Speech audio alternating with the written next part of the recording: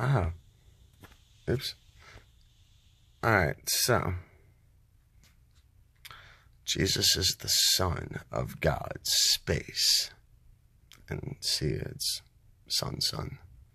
The Son is the measurement of man. The calendar is the technology developed from man's knowledge of the stars.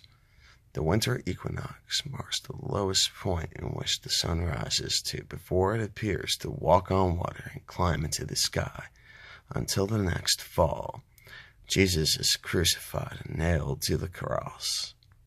Oops, cross. Oops, I was writing fast. So we have X, Y, Z. 0, Jesus, rest on the cross. The crucifix with a nail. He's nailed to the cross. Well, what we got there, that's the XYZ. That's 3D. The 3D model was created through the pain of Jesus. The crucifix is also a tool. A surveying tool, I should add.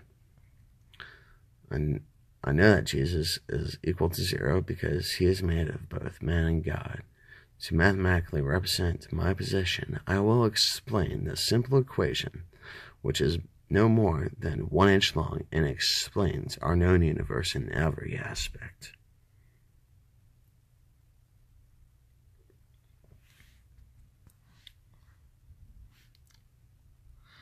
God created man in his image. Oops, get away. Just stop. Damn it.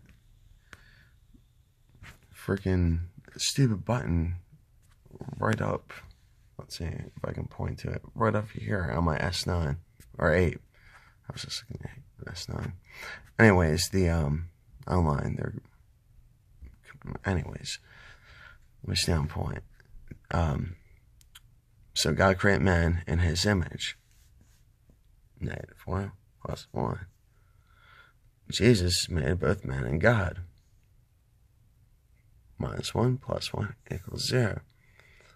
Adding subtraction is the simplest way to create the knowledge of 0, and the blueprint of the cosmos is discovered. We are living. Oops, we learn the graph. I don't always see that. This is the way that the graph breaks down.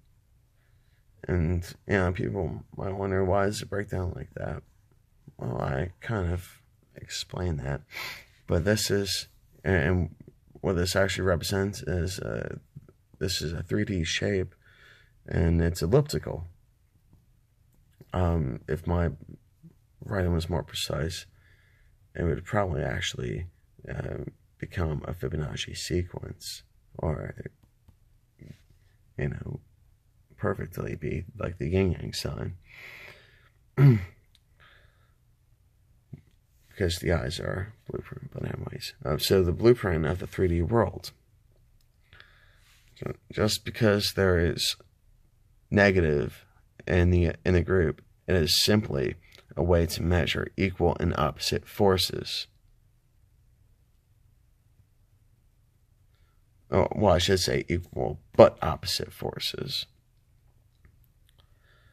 This XYZ graph also defines finite and infinite possibilities. This is the idea of navigation architecture. Utilizes the graph, the arch, keystones, forces. Keystone, the forces, are balanced and, opposite but the same. Both sides push equally. Within the finite realm, there's infinite circles that I can draw. Just like there's infinite I can draw out. But just like a Planck's length, a Planck's distance, that's how we define boundaries. I won't go through all of this because I'll start breaking it down, but essentially one divides into two, divides into so on and so forth. Tesla referred to religion, the Holy Grail, DNA, a particle wave, and a particle moves in a wave pattern. What this defines is, this is actually, my thing with the Nazis and IBM, my own ideas on it. The Vril Society were a cult of long-haired women with the ability to connect into the universal consciousness, also known as, shouldn't say telekinesis, basically telepathy or ESP, but yeah, it's psychic abilities. The ability to use the mind in order to manipulate the world. This has been proven with the double slit experiment, which explains quantum entanglement. The Global Consciousness Project, with its event generators, random coin tosses, and that was in the 90s. And IBM is affiliated with all of that. International business machines. And that just, some of my crazy things on wondering if thoughts actually disrupt space-time. But, they definitely manipulate matter. Let's see. But, just showing similarities in the universe and whatnot. And, what if, the entire world was just that, or our existence is nothing more than to make a spring work, in a box. But, go into, and talk about how it's spring theory. We were created by a grand designer on the other side of the experiment. Even if we could only get one particle to communicate with a ping or a light, that is how feedback is realized from a perpetual motion machine, even if the only design of the machine is supposed to tick. So that's spring theory, kind of an exaggeration. That's more, just whatever. And so,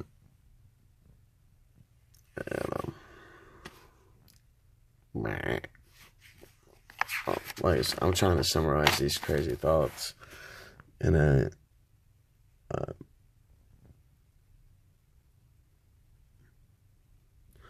and then I kind of anyways. Alright, so people are programmed to believe in infinity. However, in the world we live in a world. Let me start that over. People are programmed to believe in infinity. However, we live in a world that hides the true knowledge. Those with the knowledge have to explain in their actions before they carry out their agenda. Hidden in plain sight, sacred geometry, Masons, and refer to the front of the book. Well, I should actually do that real quick. Because I haven't worked on this in a little bit, but I know I know what's up. As above, so below, and so things have to.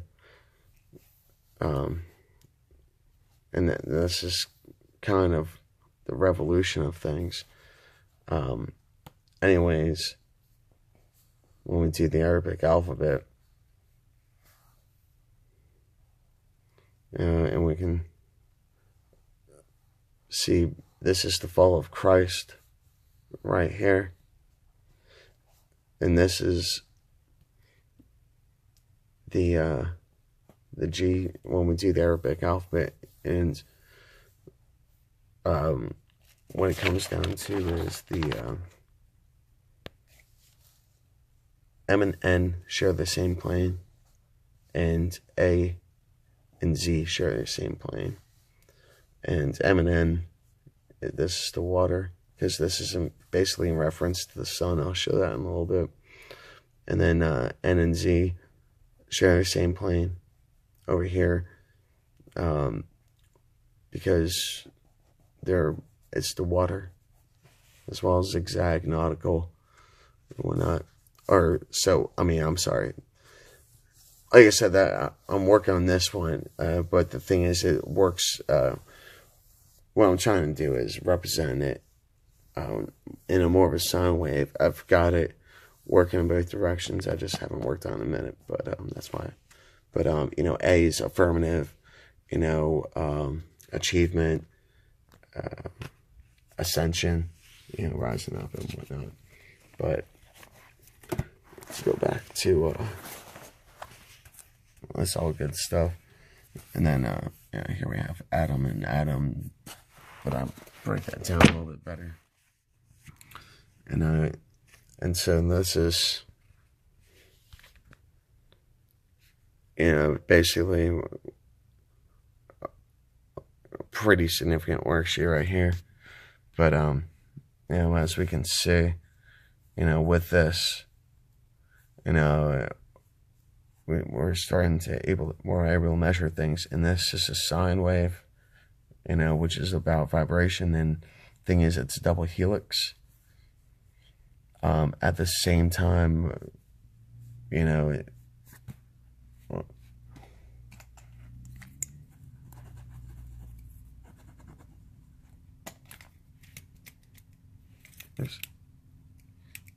at the same time,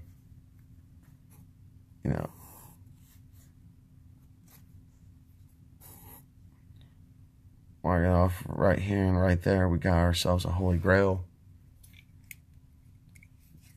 and that's the thing. And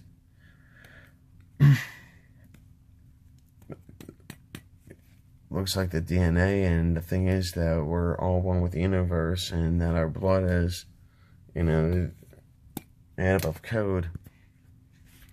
And we got the South Pole, North Pole, sine wave, which is the sin. And because we have God knowledge, and this is part of the code. And this is my theory on the electron, proton, and neutron is that, but we've already seen, these two together, and so they should actually be together and everything. And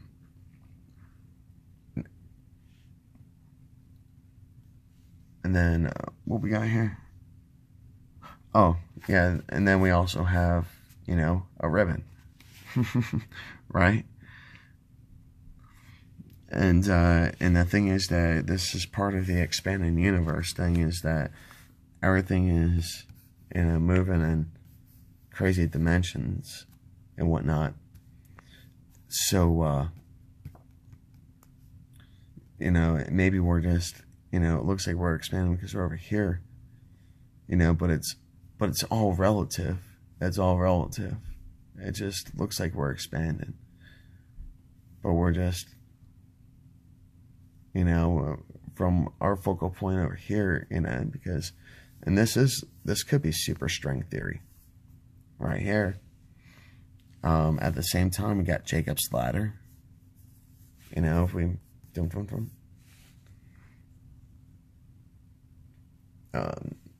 this is very significant, and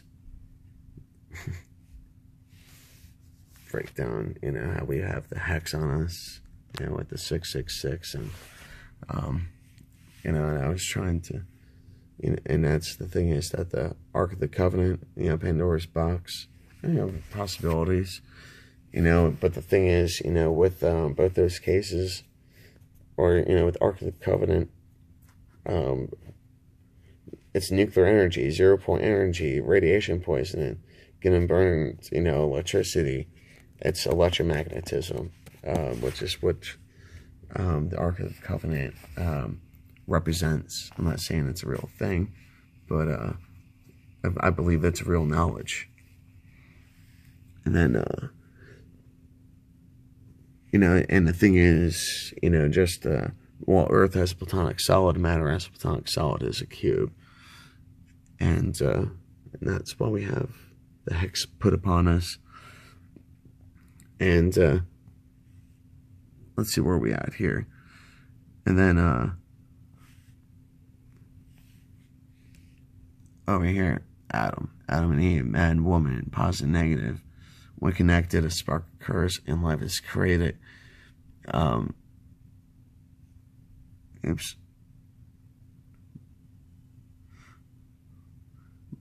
Anyways, what I'm basically explaining there is that it's not easy. Like, back in the day, like, we didn't know that women had eggs or whatever else. We had the seminal fluid that we could actually see.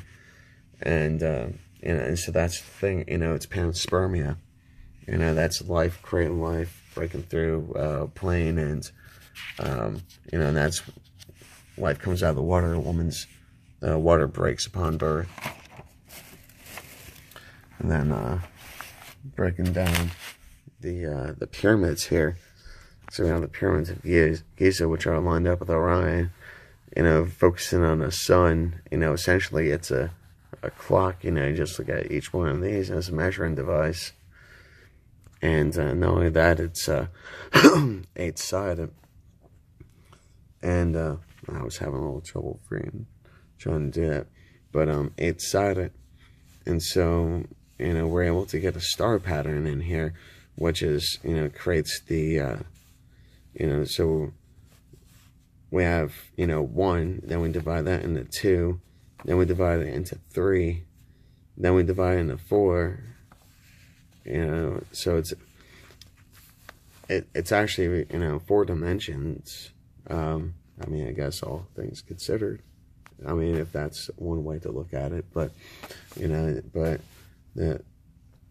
essentially the third time it's sliced, it happens, that division, multiplies as well. And so that's infinity within a finite space. But this is the simplest way to look at it. This is it broken down to its finest.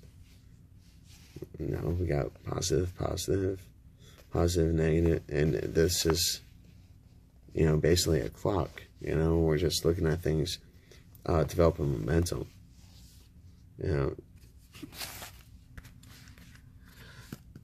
And so, over here, just so I can get an appropriate angle on it. And this is, symbolizing religion with the logic of magnetism, using the Great Pyramid. And so, God, proton, positive, Satan, the electron, man and woman are the neutron. And that's why I say that we're physical, like the neutron is partly the reason, for matter, because these two forces cancel out, and applying all their pressure right here, it's just a keystone. And just the way I did this, we got the Holy Grail within the Ark of the Covenant of the Great Pyramid. And that just happened by accident. I don't know if it's coincidence, but that's just kind of funny because I was doing arrows, and and that's the thing, is that neutron is connected to God and Satan. The electron and the proton connects to neutron, and the same thing happens to this side of the neutron, or the woman.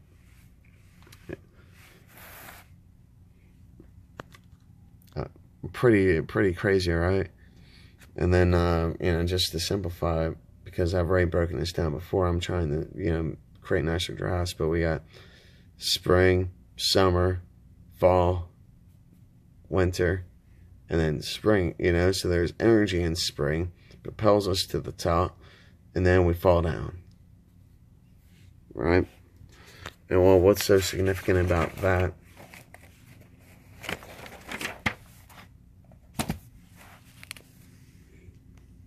Well,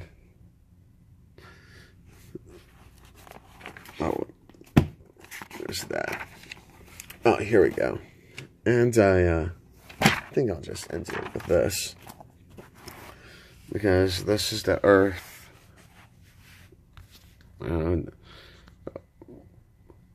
Map and whatnot. And so we have, because this is pretty much like the event horizon right here. Pardon me, depending on the tilt, and the sun doesn't really reach this point, which is why it's Antarctica. And the reason why it's called Antarctica is because it's the opposite of the Arctic. We just call the North Pole, but this is the Arctic, and this is the Arctic Circle, and this is the Antarctic Circle, and they're both at 66.5 degrees. This one's north, and this one's south. But what we have right here in the center, this is the path of the sun, because this is the equator right here. And then we have the Tropic of Cancer and the Tropic of Capricorn, which is both 23.5 degrees latitude. And what's peculiar about this number is that that's the tilt of the Earth.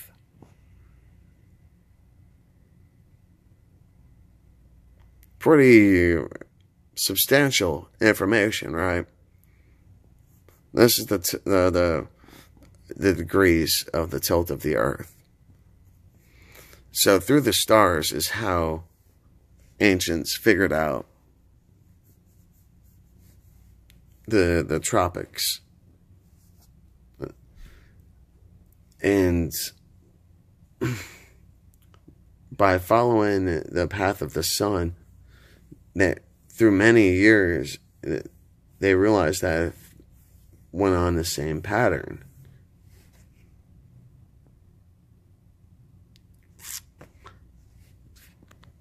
So, but all this is, and the thing is, so